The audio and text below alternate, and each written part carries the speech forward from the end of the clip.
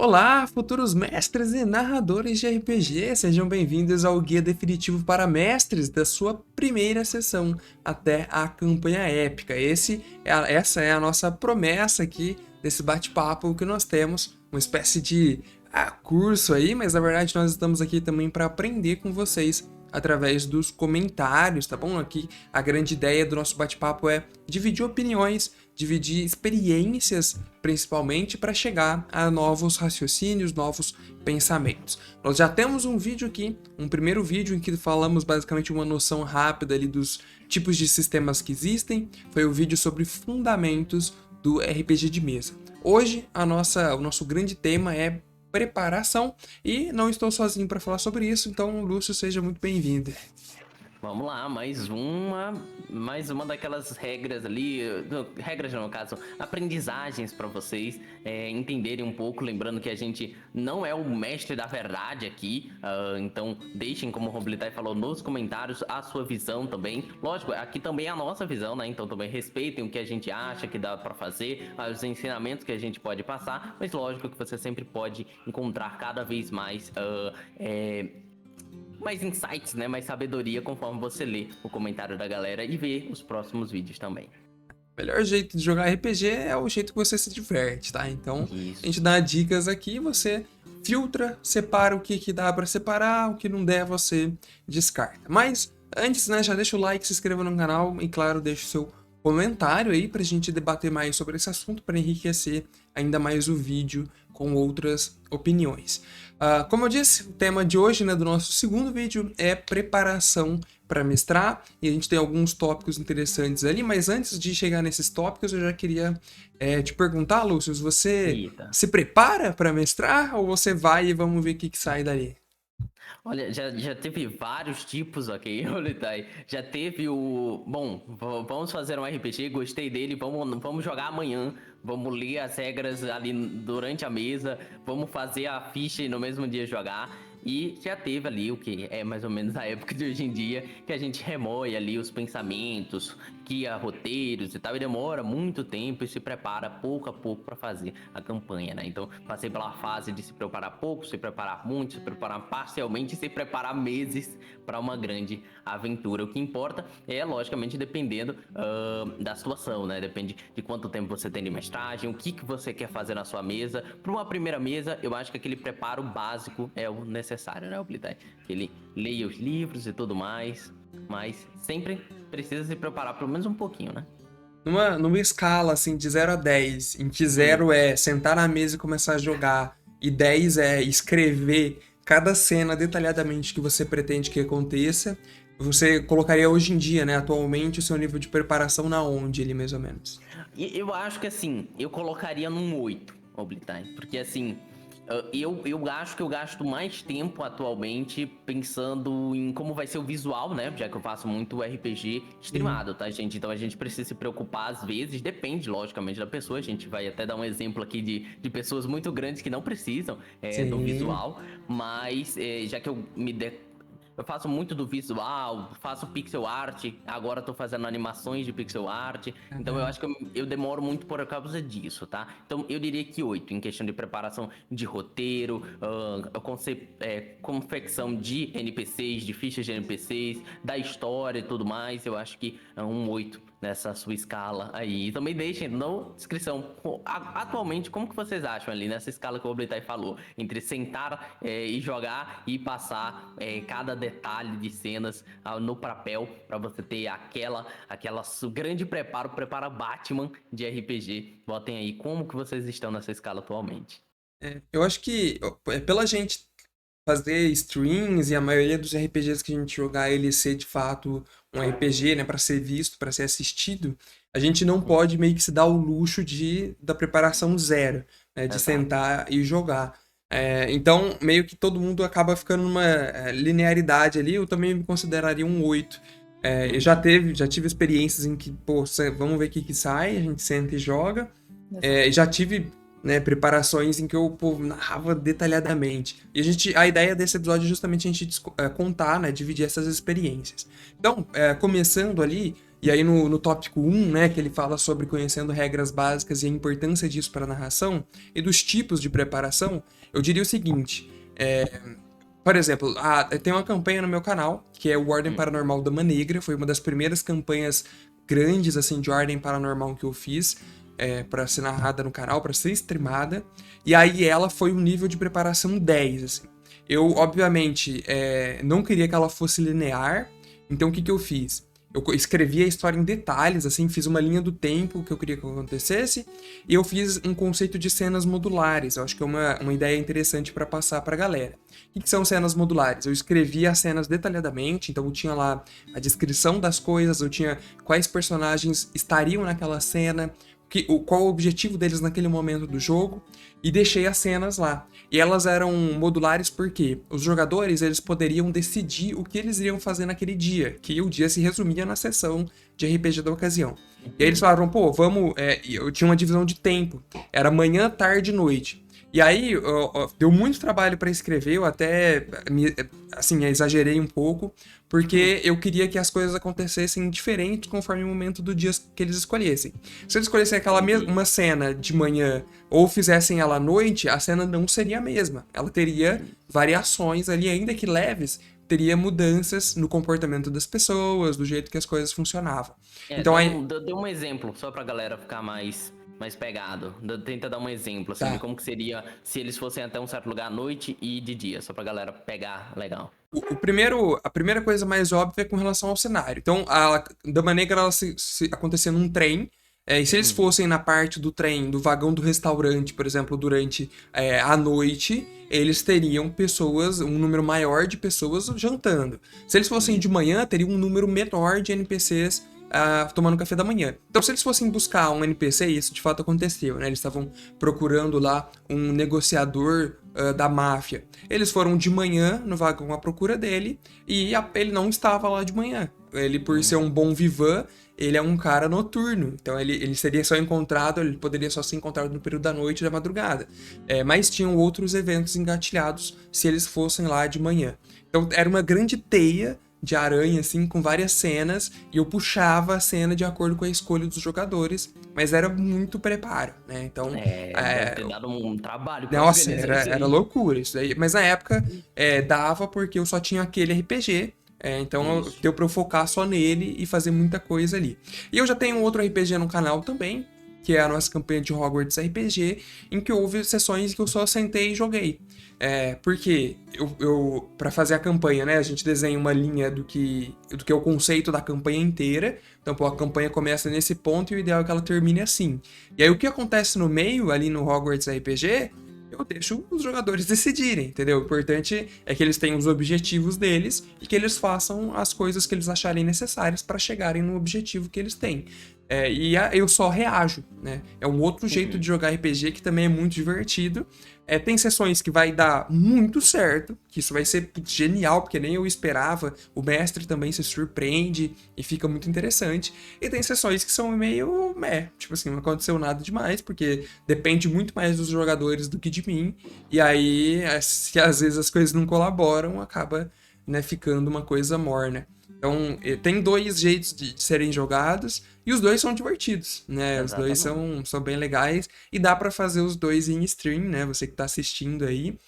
Só que, provavelmente, o jeito que você tem menos preparação, ele também vai ser menos assistível, porque os acontecimentos podem ter essa variável, né? De serem bons ou meio morno, assim, nem não acontecer tanta coisa, né? Durante a sessão.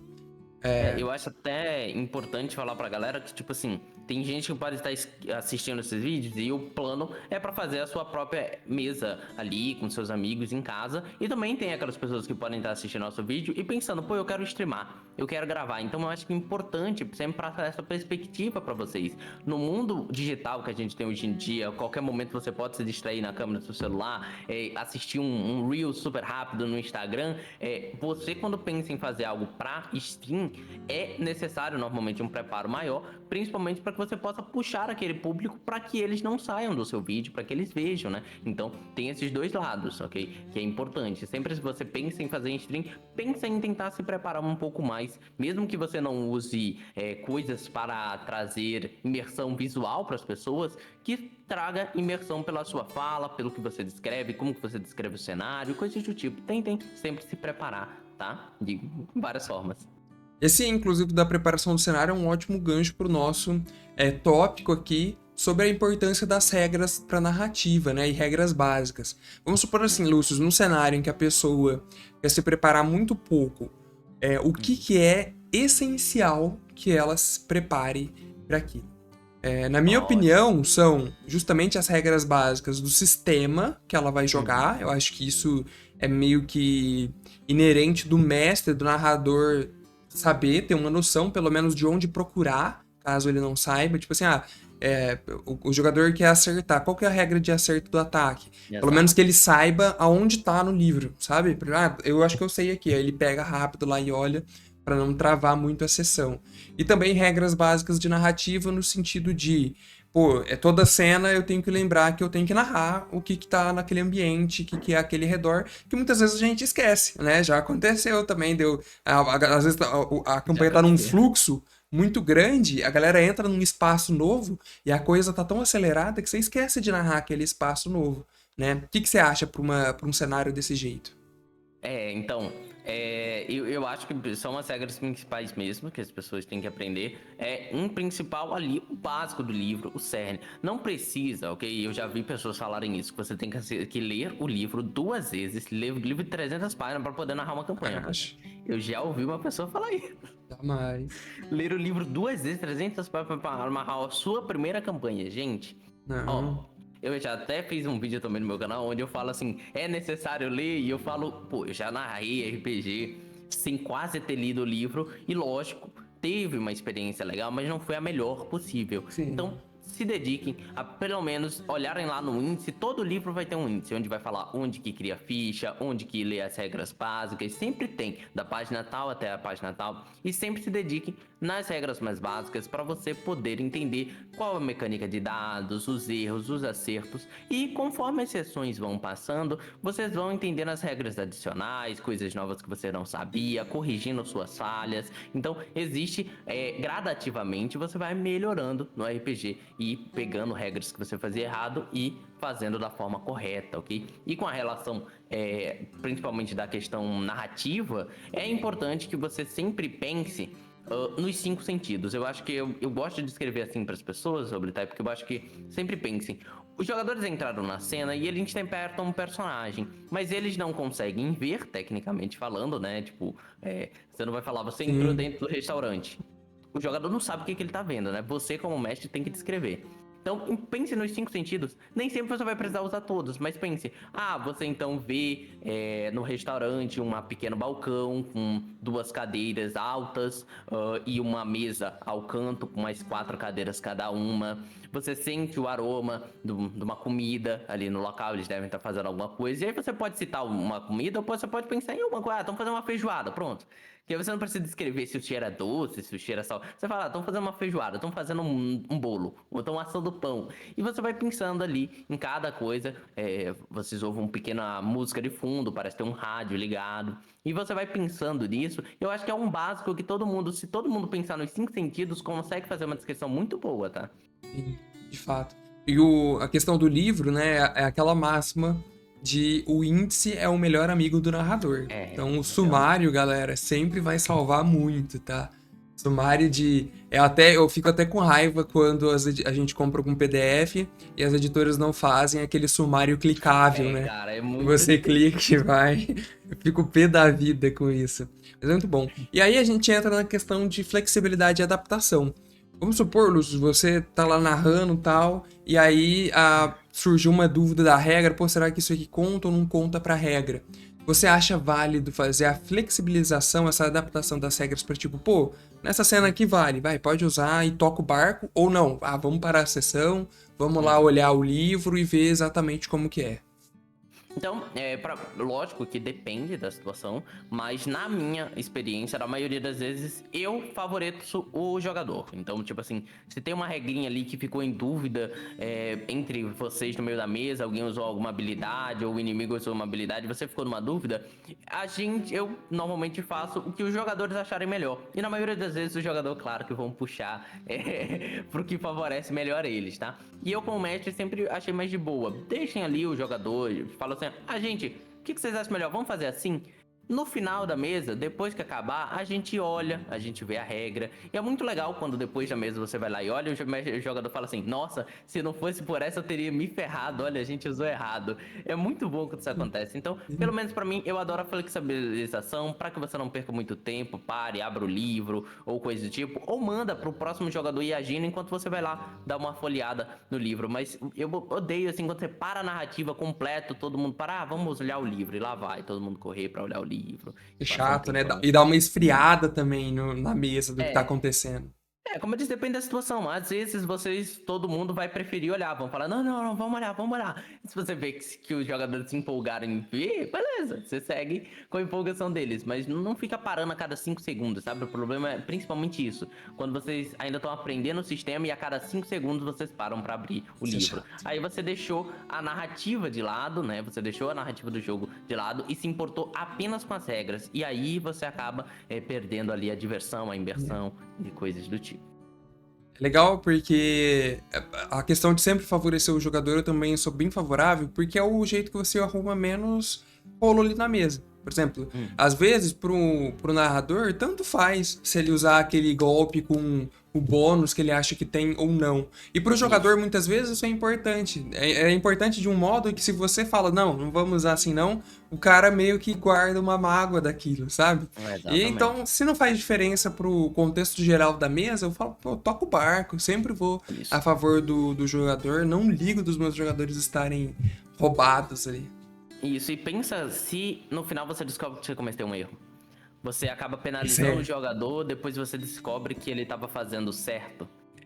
Nossa, é Aí. triste. Imagina se você mata um personagem do jogador por isso, ou qualquer coisa do tipo. É meio chato. Então é melhor que você perca o teu NPC do que acabe com toda a história de um personagem do seu jogador.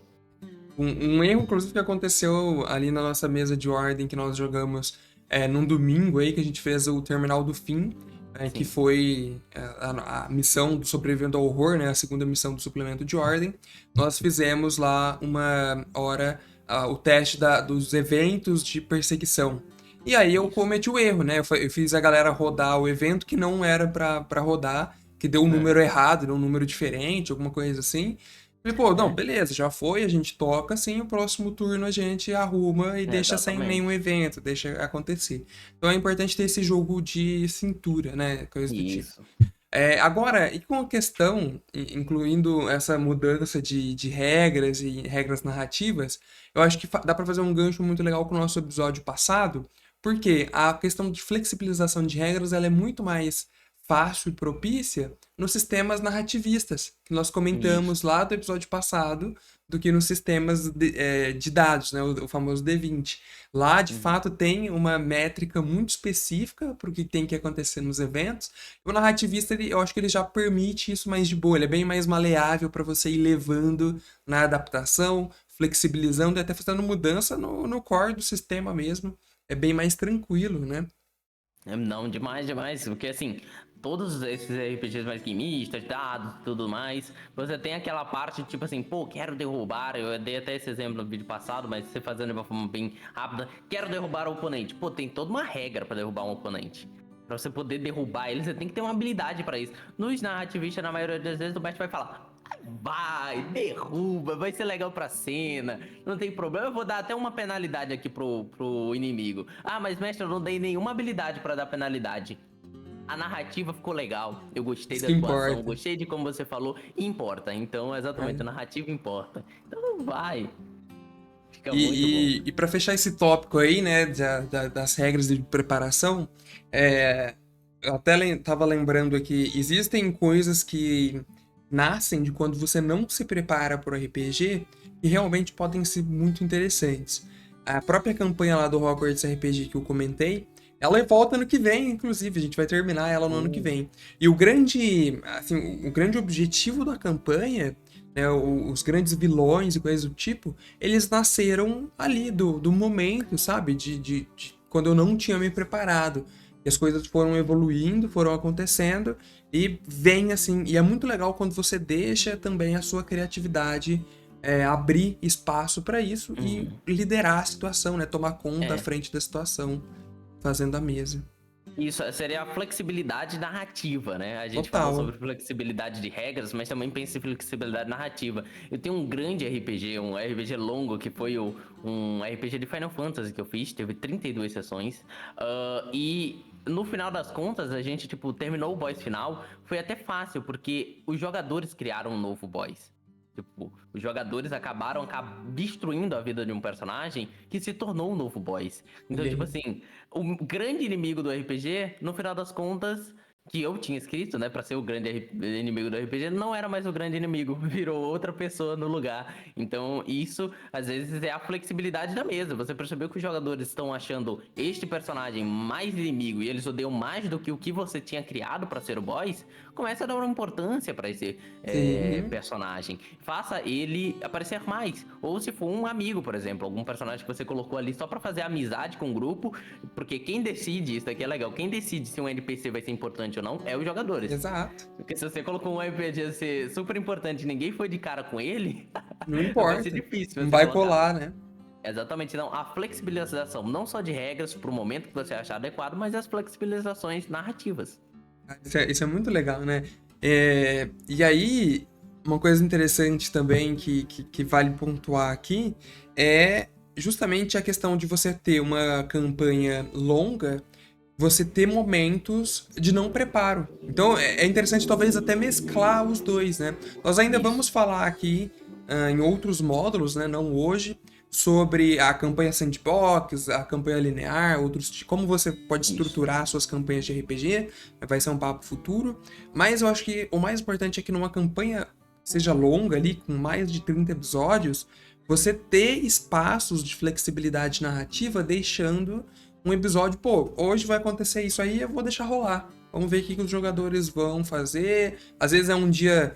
O que a gente fez muito no Hogwarts RPG também, que foi muito divertido, são sessões especiais de Natal. E aí não tem preparação nenhuma. A galera se reúne. No máximo que a gente fez foi um amigo Interage. secreto. E um dá um presentinho pro outro, fala, tem momentos de conversa que são interessantes e deixa a coisa rolar. Tem zero preparo. São sessões que eu nem narro, que eu só tô lá como um NPC jogando junto com a galera, né?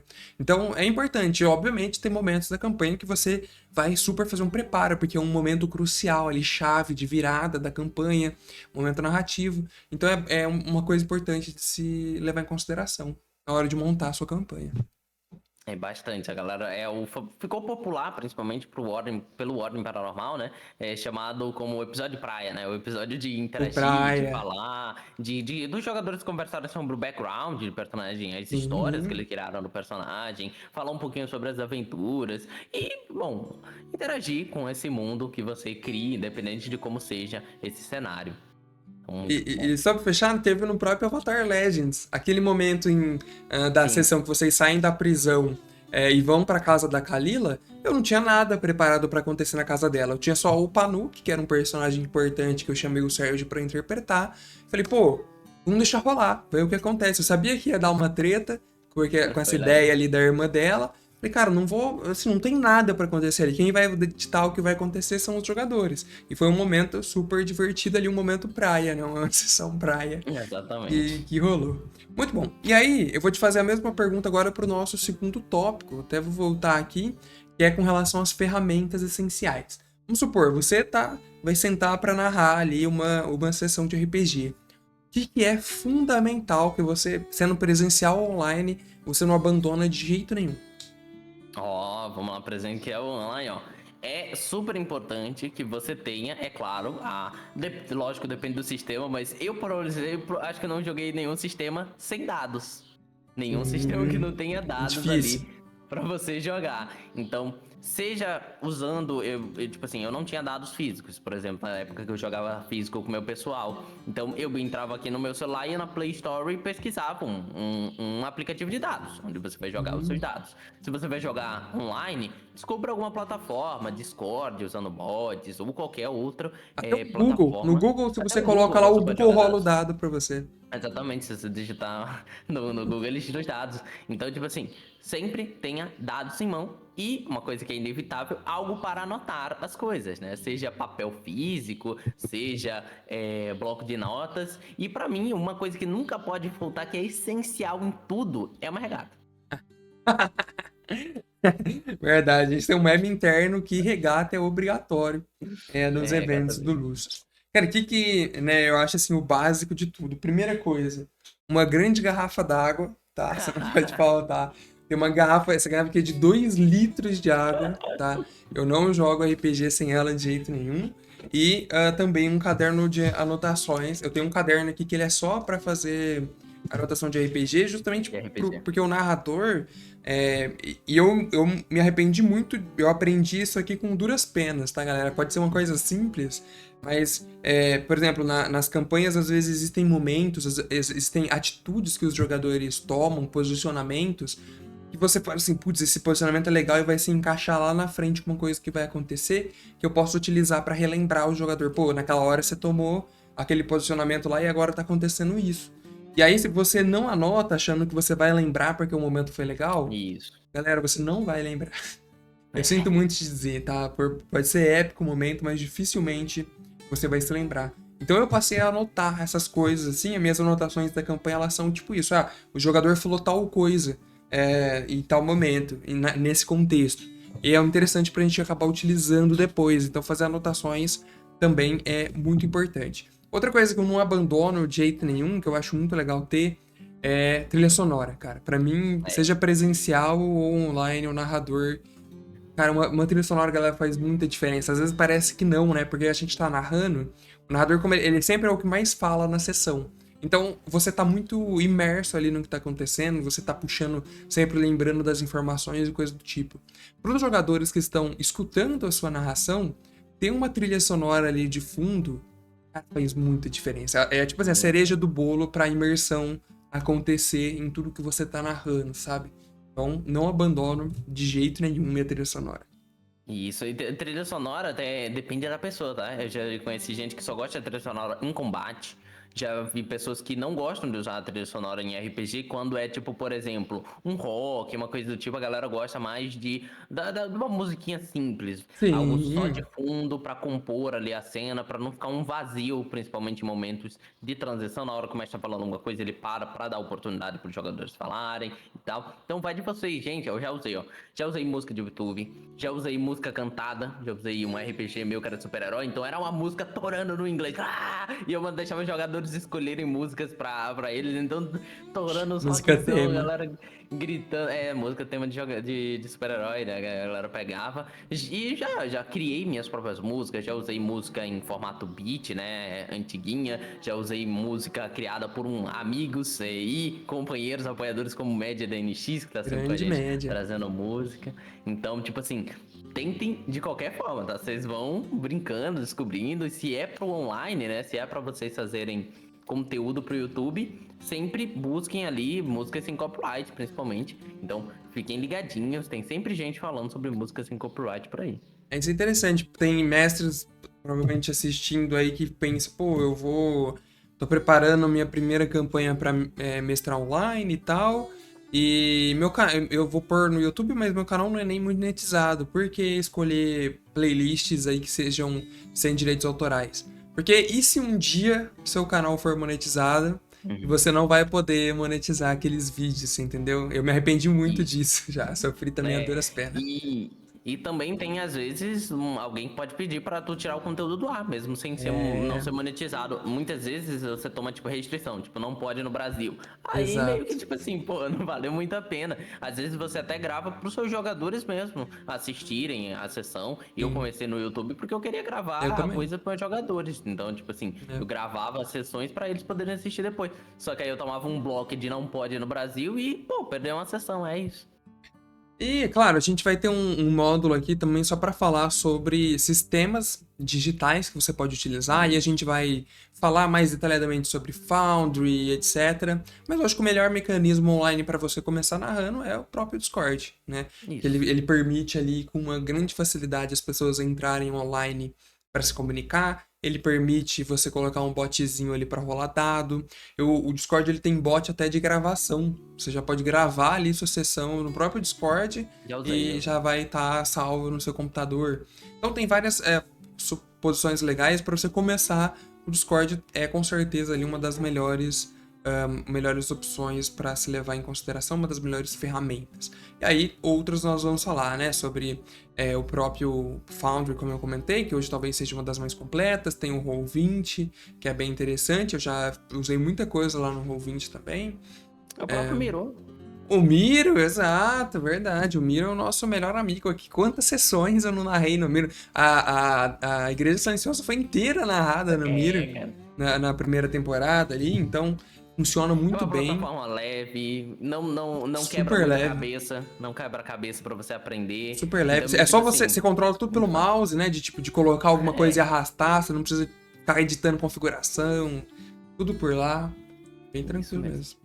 E, para fechar, a gente queria falar um pouco sobre narrar sem nada, né? Sobre o famoso teatro da mente, em que você e os seus amigos, eles sentam ou entram assim no Discord só e deixa rolar, sabe? Não usa nada. Não tem token, não tem mapa, não tem nada, só talvez a própria rolagem de dados. Uhum. Que primeiro, fala a sua opinião. O que você acha sobre isso? Já narrei várias vezes com Teatro da Mente, né? Não conhecia esse nome. A gente só falava, a gente tá narrando sem mapa, pô. Tá jogando. Exatamente, estamos jogando e tudo mais. Hoje, quando eu fui conhecer mapa, eu fiquei tipo, ah, mas aí perde a graça, né? Virou videogame, né? Virou Quando eu conheci videogame, virou mapa. videogame. É, eu pensava assim. E hoje em dia eu tô virando praticamente um videogame, né? Usando ferramentas que hoje em dia a É, gente tem hoje é acesso. literalmente um videogame. Dá pra jogar RPG de É. mesa como se fosse um videogame.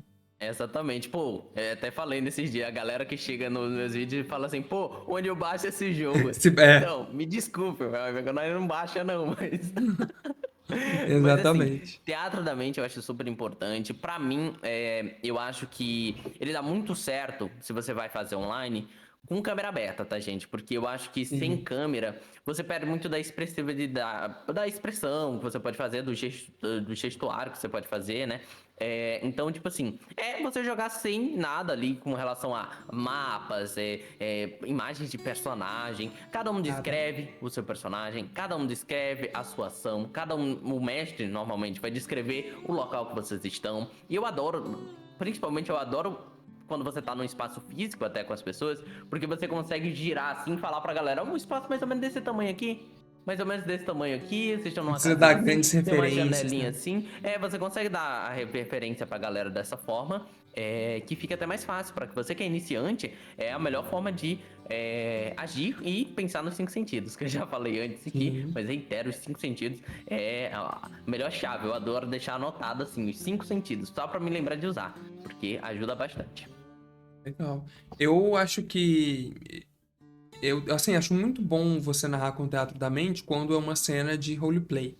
Então, eu acho que funciona super bem. Pô, a galera tá conversando, várias vezes eu utilizo, inclusive, né? Eu faço campanhas com preparação, cenas que vão ter, de fato, ali um mapa, uma referência, cenas que não vai ter nada, é Uhum. só a galera conversando e vida que segue.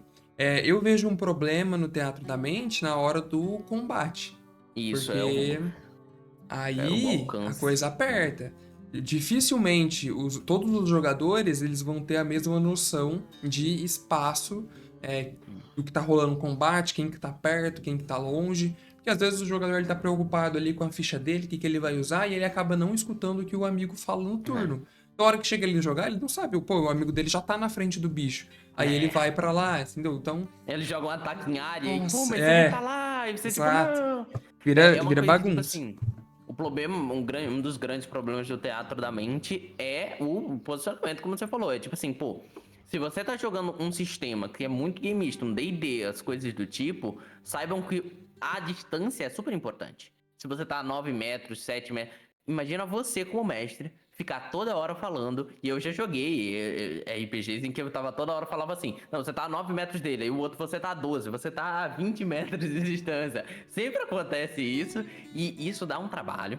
Ok, eu como mestre eu sempre anotava assim, eu desenhava assim num papel o personagem, aí ficava mirando, mas uma hora você ia se É muito perder. Então difícil, meio que tipo assim, teatro da mente, eu acho, se você quiser fazer combates e tudo mais, tenha cuidado ou flexibilize, né, as regras, principalmente de alcance. Ah, o jogador usou um ataque que era em área, mas ele não tinha percebido que o outro personagem tava lá. Tá, deixa acertar o inimigo, fala que ele deu um ataque um pouco mais longe, sem acertar o oponente. E vai assim, que talvez seja a melhor forma, mas ainda é difícil, tá? Ainda é complicado. Eu acho difícil, mas aí tá a prova de que o que a gente fala aqui não é a verdade absoluta, né? Porque existem, inclusive o canal mais famoso do mundo de RPG, ele começou utilizando só o teatro da mente e ficou gigantesco, né? Que é o Critical Role. Se vocês derem Isso, uma olhada lá nas primeiras campanhas deles, eles narravam só com as câmeras, né? Só no mesmo ambiente, assim, a diferença de câmeras e rolagem de dados. Eles não tinham imagem de referência, não tinham nada. Recentemente eles passaram a utilizar maquetes e os bonequinhos, né? Os os caras figures. exageram também, né? Os caras quando quer ir, vão Aí fazer a eles vão cidade longe, né? todinha. É, aí Exatamente. agora tem E condições, né? Mas eles isso. começaram sem nada e funcionava super bem. Exatamente. Então vejam quanto o teatro da mente não te limita de jogar RPG, não te limita De das forma pessoas te alguma. assistirem. Lógico que você vai precisar de uma dedicação, principalmente de mestre, e cada vez melhorar mais a tua forma de falar, a forma de descrever e tal. E vai ajudar bastante. E tem coisas de teatro da mente que eu acho que funciona muito melhor. Tipo, eu já tentei jogar RPG de super-herói com Tolkien. Eu nunca achei legal. Porque a galera voava, corria até um Hum, prédio, um teleportava e tudo mais. Com mapas fechados, a galera se sente presa. Tipo sim. assim, pô, você tem um personagem que é tipo um Superman. Pô, eu quero pegar um inimigo, voar pra até o outro lado da cidade e jogar ele no chão. Então, tipo, tem RPGs que pra mim combinam com o teatro da mente e não combinam muito com outras coisas, não.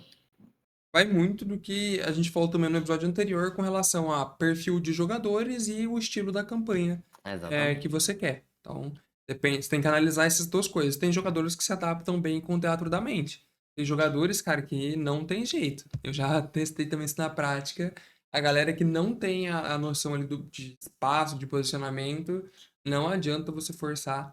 Então, são duas coisas importantes para você analisar sempre, né? O estilo da campanha você quer contar, a história que você quer contar e o estilo do jogador, né? Também isso é muito importante, a gente comentou mais no episódio passado. Eu acho que é isso. Nós voltamos aí então no próximo vídeo para conversar sobre outras coisas de mestragem. A gente vai avançando cada vez mais, né? Como o título é da primeira sessão à campanha épica, a gente precisa sempre abordar as coisas mais básicas e ir avançando aos poucos. Não esqueça de se inscrever no canal, deixe aí o seu comentário então relacionado a isso, o gostei no vídeo, compartilha com aquele seu amigo que vai mestrar para você um RPG de mesa. Valeu, Lúcio, muito obrigado, tamo junto e Valeu. até a próxima. Obrigado, galera. Falou.